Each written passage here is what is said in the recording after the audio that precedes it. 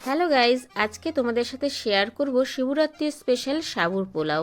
একদম ঝরঝরে নিরামিষ এই সাবুর পোলাওটা তোমরা যে কোনো উপবাসেই বাড়িতে খুব সহজেই করে নিতে পারবে। তা দেখতে থাকো আমার আজকের এই রেসিপিটা, আশা করছি তোমাদের ভালো লাগবে। বাই দ্য ওয়ে, আমি শম্পার ইউটিউব চ্যানেলে তোমাদের সবাইকে ওয়েলকাম। এই রেসিপিটা কিন্তু সকালবেলা টিফিনে কিংবা দুপুরের লাঞ্চেও তোমরা করে নিতে পারবে। তা দেখে নেওয়া যাক আমার আজকের এই রেসিপিটা। দেখো, আমি এখানে এক বাটি বড় দানা সাবু নিয়েছি। সাবুটা কিন্তু বড় দানাই নিতে হবে বন্ধুরা। তারপর আমি একটা আরও বড় বাটি নিয়েছি, তাতে সাবুদানাটা দিয়ে দিলাম। এবার আমি সাবুদানাটাকে একটু বেশি করে জল দিয়ে ভালো করে ধুয়ে নেব। প্রচুর পরিমাণে ডাস্ট থাকে সাবুদানাতে, 2-3 বার জল পাল্টে ধুয়ে নেবে বন্ধুরা। আমি ফিরে আসছি 2-3 বার জল পাল্টে ধুয়ে। এই দেখো বন্ধুরা, আমার জল পাল্টে ধোয়া হয়ে গেছে। এবার আমি এখানে একদম অল্প করে জল দিয়ে দেব। আমি এখানে এক বাটি সাবুদানা নিয়েছি, তার মধ্যে নিলাম হাফ বাটি জল। এবার এই হাফ বাটি জল দিয়ে আমি এটাকে ভিজিয়ে রাখবো 2 ঘন্টা। এবার আমি ওপরে একটা ঢাকনা দিয়ে দিলাম, ফিরে আসছি 2 ঘন্টা পরে। এবার আমি একটা কড়াই বসিয়ে দিয়েছি, ননস্টিকের কড়াই, তবে এটা কিন্তু ননস্টিকের কড়াইতেই করবে বন্ধুরা। তাতে দিয়ে দিলাম 2 চামচ সাদা তেল আর 1 চামচ ঘি। ঘিটাকে একটু ভালো করে গলিয়ে নেব। এই সাবুদানার যে পোলাওটা তোমরা কিন্তু ননস্টিকের কড়াইতেই করবে, তাহলে খুব সুন্দর উঠে যাবে, তলায় লেগে যাবে না। এবার আমি দিয়ে দিলাম কিছুটা চিনে বাদাম। বাদামটাকে একটু হালকা করে ভেজে নেব।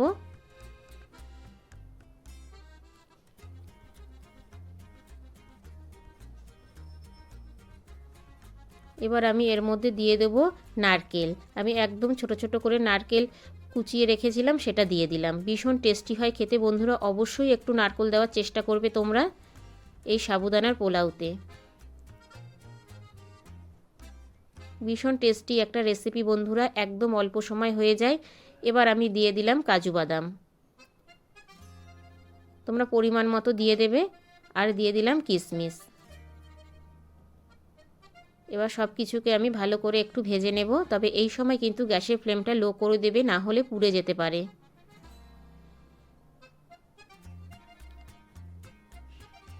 সমস্ত ড্রাই ফ্রুটগুলো আমার ভাজা হয়ে এসছে। এবার আমি তেল ছেঁকে তুলে নেব। ভীষণ টেস্টি একটা রেসিপি বন্ধুরা, বাচ্চা বড় সবাই ভীষণ পছন্দ করবে। আর একদম অল্প সময় এটা তোমরা করে নিতে পারবে, যে কোনো উপবাসে এটা তোমরা করে খেতে পারো।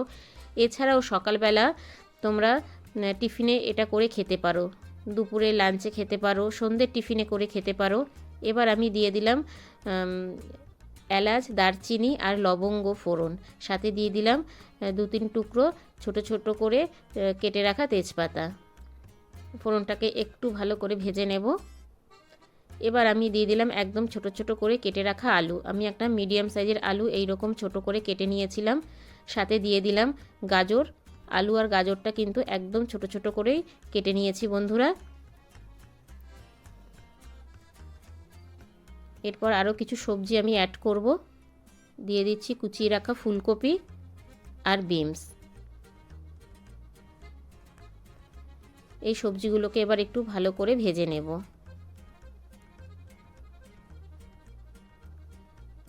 তবে এই সময় গ্যাসের ফ্লেমটা লো টু মিডিয়াম করে দেবে। এবার দিয়ে দিলাম লবণ। লবণটা দিলে পরে সবজিটা অনেক তাড়াতাড়ি সিদ্ধ হয়ে যাবে।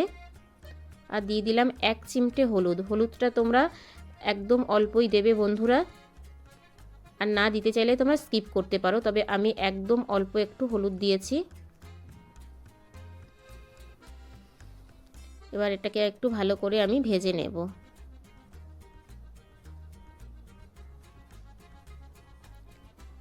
এবার আমি গ্যাসের ফ্লেমটা লো করে 5 মিনিটের জন্য ঢেকে দেব। ফিরে আসছি বন্ধুরা 5 মিনিট পর।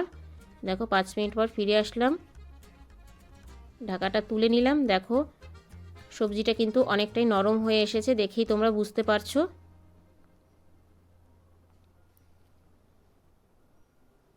এবার আমি দিয়ে দিলাম কাঁচা আর পাকা লঙ্কা কোচানো। কাঁচা লঙ্কার সাথে যদি পাকা লঙ্কা কুচিয়ে দাও, দেখতে কালারফুল লাগে বন্ধুরা। আর ঝালটা তোমরা নিজেদের ইচ্ছে মতো দেবে। এবার দিয়ে দিলাম আগে থেকেই সিদ্ধ করে রাখা কড়াইশুঁটি।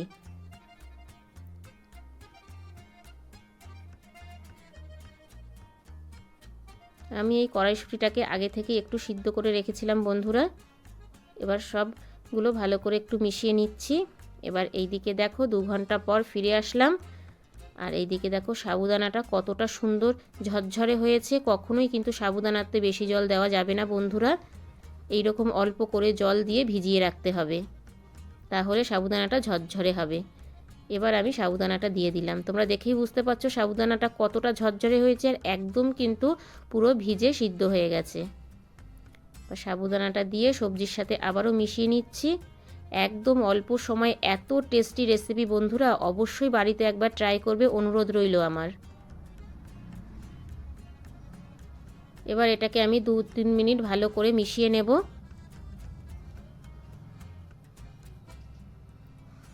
এবার আমি যে ড্রাই ফ্রুটগুলো ভেজে রেখেছিলাম সেগুলো দিয়ে দিলাম।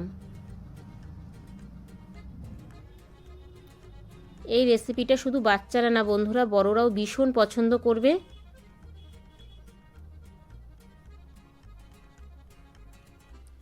এটা তোমরা বাচ্চাদের টিফিন বক্সও দিতে পারো, অফিসের লাঞ্চ বক্সেও তোমরা এইরকম একটা রেসিপি করে দিতে পারো। একদম অল্প সময় নিরামিষ রেসিপি বন্ধুরা, আর খেতে দারুণ টেস্টি। এবার আমি দিয়ে দিলাম 1/2 চামচ চিনি, যেহেতু পোলাও একটু মিষ্টি মিষ্টি হবে বন্ধুরা। এই সময় তোমরা লবণটা একটু চেক করে নেবে। মিষ্টিটা দিয়ে ভালো মতো আমি আবারও একটু নাড়িয়ে নিচ্ছি। এবার আমি দিয়ে দিলাম 1/2 চামচ গোলমরিচ গুঁড়ো, আর দিয়ে দিচ্ছি আমি 1/2 চামচ জায়ফল জয়িত্রীর গুঁড়ো। অনেকেই তোমরা গরম মশলা দিয়ে থাকো, তবে জায়ফল জয়িত্রীর গুঁড়ো দিয়ে এই রেসিপিটা করে দেখো, টেস্ট অনেকটা বেড়ে যাবে বন্ধুরা। সব কিছু দিয়ে আমি আবারও মিশিয়ে নিলাম।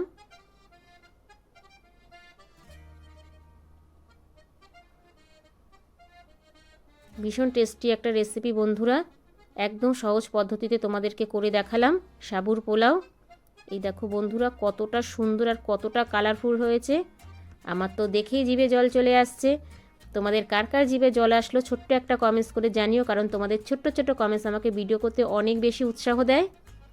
এবার দেখো একটা বাটিতে আমি ঢেলে নিচ্ছি। এই দেখো বন্ধুরা কতটা লোভনীয় হয়েছে, তোমরা দেখেই বুঝতে পারছো। অবশ্যই অনুরোধ রইল বাড়িতে একবার ট্রাই করার।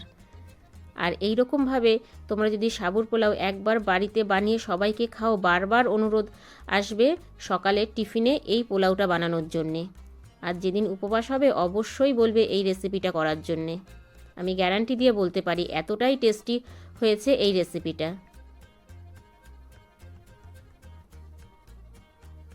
তা কেমন লাগলো বন্ধুরা আজকে আমার এই রেসিপিটা, তোমরা জানাতে ভুলো না। বাই দ্য ওয়ে, এতক্ষণ দেখছিলে শম্পার ইউটিউব চ্যানেল। আবার দেখা হচ্ছে তোমাদের সাথে নেক্সট কোনো নতুন রেসিপিতে। ততক্ষণের জন্যে টাটা বাই বাই। আর যদি আমার চ্যানেলে নতুন ভিজিট করে থাকো, আমার চ্যানেলটাকে সাবস্ক্রাইব করে পাশে থাকার বেল আইকনটা অল করে দিও। যখনই আমি নিত্য নতুন ভিডিও আপলোড দেবো তোমাদের কাছে পৌঁছে যাবে। Thank you for my watching.